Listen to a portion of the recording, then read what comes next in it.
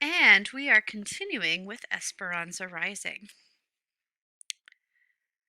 Miguel turned down the path bordered in cotton fields. Finally, they reached several acres of land surrounded by chain link fencing and barbed wire, its single opening guarded by several men wearing armbands. Aquí, right here, said Ada. What are the guards for? Asked Esperanza. They're for protection, said Marta. The farmer who owns the land is sympathetic to us, but a lot of people don't like the strikers causing trouble. We've had threats. The men take turns at the entrance. Miguel pulled the truck to the side of the road and stopped. There were only 10 wooden toilet stalls for hundreds of people, and Esperanza could smell the effects from the truck. Some people lived in tents, but others only had burlap bags stretched between poles. Some were living in their cars or old trucks. Mattresses were on the ground where people and dogs rested. A goat was tied to a tree. There was a long pipe that lay on top of the ground and a line of water spigots sticking up from it. Near each spigot were pots and pans and campfire rings, the makings of outdoor kitchens. In an irrigation ditch, women were washing clothes and children were bathing at the same time. Clotheslines ran everywhere. It was a great jumble of humanity and confusion. Esperanza could not stop looking. She felt hypnotized by the squalor, but Marta and her mother did not seem the least bit embarrassed. Home sweet home, said Marta. They all climbed out of the truck, but before Marta and Ada could retrieve their groceries, a campesino family coming from the opposite direction approached them. The children were dirty and skinny, and the mother held an infant who was crying. Do you have food so that I can feed my family? Asked the father. We were thrown out of our camp because I was striking. My family has not eaten in 2 days. There are too many people coming into the valley each day who will work for pennies. Yesterday I worked all day and made less than 50 cents, and I cannot buy food for one day with that. I was hoping that here, with others who have been through the same. You are welcome here, said Ada. Esperanza reached into the truck bed and opened the large bags of beans. Hand me your hat, senor. The man handed over his large sun hat, and she filled it with the dried beans, and then gave it to him. Gracias, gracias, he said. Esperanza looked at the 2 older children, their eyes watery and vacant. She lifted the piñata and held it out to them. They said nothing, but they hurried toward her, took it, and ran back to their family. Marta looked at her. Are you sure you aren't already on our side? Esperanza shook her head. They were hungry, that's all. Even if I believe in what you are doing, I must take care of my mother. Ada put her hand on Esperanza's arm and smiled. We all do what we have to do. Your mother would be proud of you. Miguel handed them their bags, and they walked toward the farmer's field. Before they reached the gate, Marta suddenly turned and said, I shouldn't be telling you this, but the strikers are more organized than they appear. In a few weeks, during asparagus, things are going to happen all over the county. We're going to shut down everything, the fields, the sheds, the railroad. If you have not joined us by then, be very careful. Then she hurried to catch up with her mother. As Miguel and Esperanza rode back to Arvin, neither of them said a word for many miles. Marta's threat and the guilt of having a job weighed heavily on Esperanza's mind. Do you think they are right? She asked. I don't know, said Miguel. What the man said is true. I have heard that there will be 10 times the people here looking for jobs in the next few months, from Oklahoma, Arkansas, Texas, and other places too, and that they are poor people just like us who need to feed their families too. If so many people come and are willing to work for pennies, what will happen to us? But until then, with so many joining the strikes, I might be able to get a job at the railroad. Esperanza's mind wrestled with Miguel's words. For him, the strike was an opportunity to work at the job he loved and to make it in this country. But for her, it was a threat to her finances, Abuelita's arrival, and Mama's recuperation. Then there was the matter of her own safety. She thought of Mama and Abuelita, and she knew there was only one thing for her to do. Esperanza studied her hands. A few nights later, she walked toward the cabin and hoped Hortensia had a few more avocados. It was later than usual. She had been weeding asparagus in a far field so that she had been on the last truck. When she arrived at the cabin, everyone was crowded around the small table. There were fresh tortillas on a plate, and Hortensia was stirring a pan of machaca, scrambled eggs with shredded meat, onions, and peppers. It was Miguel's favorite, but they usually ate it for breakfast. What is the occasion? Asked Esperanza. I got a job in the machine shop at the railroad. Oh, Miguel, that's good news. So many railroad workers have joined the strikers. I know it might be temporary, but if I do a good job, they might keep me. That is right, said Alfonso. You do good work. They will see it. They will keep you. Esperanza sat down and listened to Miguel tell the others about the job. But she wasn't hearing his words. She was seeing his eyes dancing like Papa's when he used to talk about the land. She watched Miguel's animated face, thinking that at last his dream was coming true. The asparagus. Marta was right. The strikers were more organized than ever. They handed out flyers in front of every store. They painted the sides of old barns with their slogans and held big meetings at the farm. For those who continued to work, there were still jobs. But Esperanza could hear the tightness and worry in her neighbors' voices. She worried too about what would happen if she didn't have a job. Asparagus would be a long season, sometimes up to 10 weeks, but it had to be picked before the high temperatures touched the valley in June. The strikers knew that if they could slow down the workers, it would affect the growers. So when the tender stalks were ready, the strikers were ready too. Esperanza got on the flatbed truck with Hortensia and Josefina for the first day of packing. The company had sent a man with a gun to ride on the truck with them, for protection, they said. But the gun frightened Esperanza. When they arrived at the sheds, a crowd of women erupted into shouting and booing. They carried signs that said, Huelga, strike. Among them were Marta and her friends, and they were yelling, Help us feed our children. We must all join together if we are all to eat. Save your countrymen from starving. When Esperanza saw their menacing faces, she wanted to run back to the safety of the camp, do laundry, clean diapers, anything but this. She wanted to tell them that her mother was sick, that she had to pay the bills.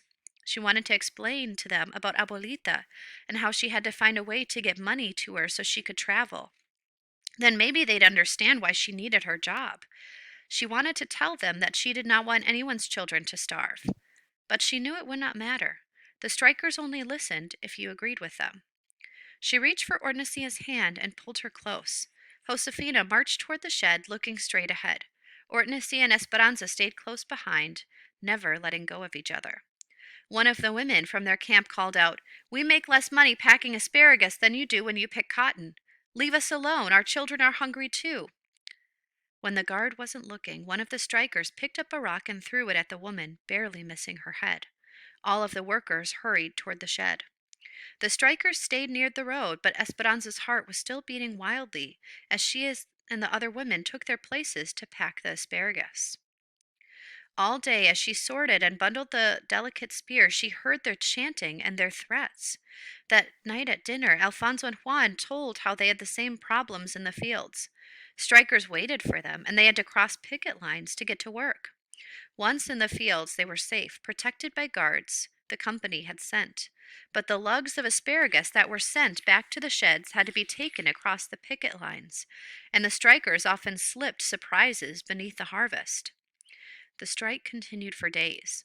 One afternoon, as Josefina took a handful of asparagus from a crate, a large rat jumped out at her. A few days later, Esperanza heard a terrible scream from one of the women, and several gopher snakes slithered out of a crate. They found razor blades and shards of glass in the field bins, and the women, usually efficient and quick to unpack the asparagus, slowed down and were hesitant to grab the vegetables from their boxes. When several of them heard a rattling from beneath the pile of stalks, the supervisors took the entire crate out to the yard, dumped it, and found an angry rattlesnake inside. It was a miracle that no one was bitten by that snake, said Hortensia that night at dinner. They were all gathered in one cabin, eating caldo de albondigas, a meatball soup. Did you see it? Asked Isabel.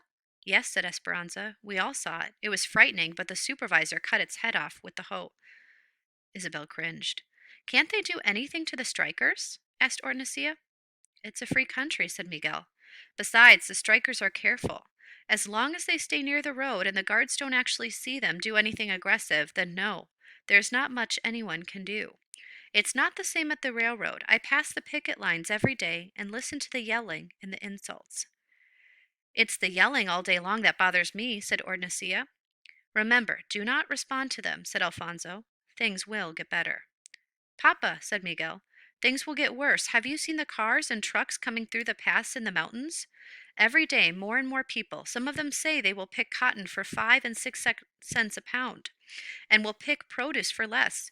People cannot survive on such low wages. Where will it end? Said Josefina.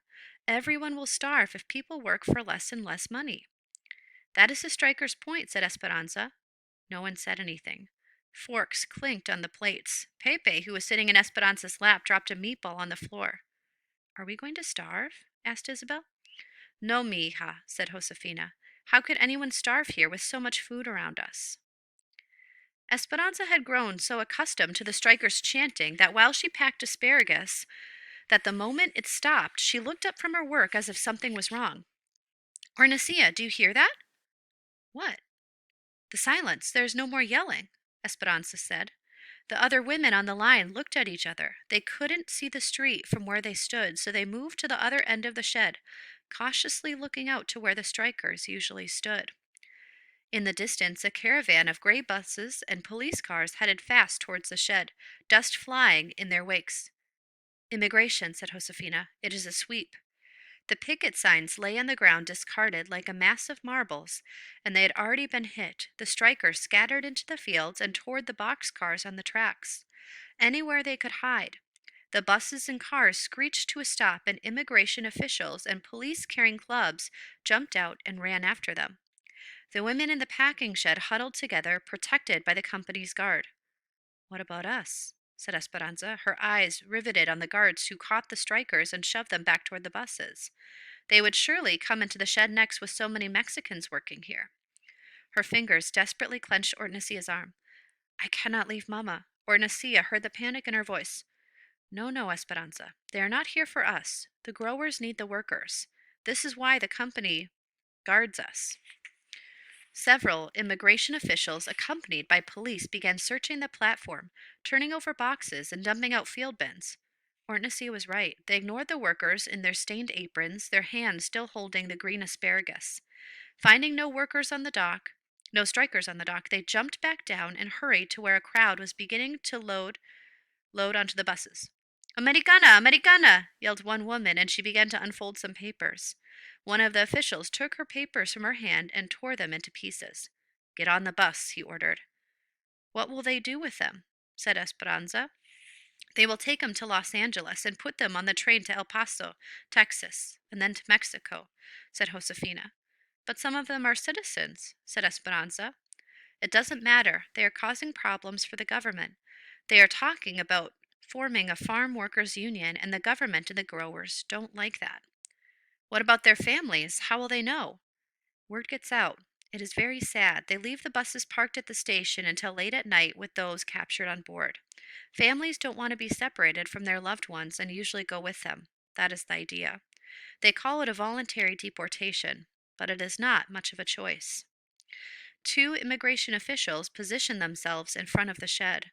The others left on the buses. Esperanza and the other women watched the despondent faces in the windows disappear. Slowly, the women reassembled on the line and began to pack again. It had all only lasted a few minutes. What happens now? Asked Esperanza. La Migra will keep their eyes open for any strikers that might be back, said Josefina, nodding toward 2 men stationed nearby. And we go back to work and feel thankful it is not us on the bus. Esperanza took a deep breath and went back to her spot. She was relieved, but still imagined the anguish of the strikers. Troubled thoughts stayed in her mind. Something seemed very wrong about sending people away from their own free country because they had spoken their mind. She noticed she needed more bands to wrap around the asparagus bundles and walked to the back of the dock to get them. Within a maze of tall crates, she searched for the thick rubber bands. Some of the boxes had been tossed over by immigration officials, and as she bent down to set one straight, she sucked in her breath, startled by what was in front of her. And that is where we are going to stop for today. Please answer the discussion post on Schoology.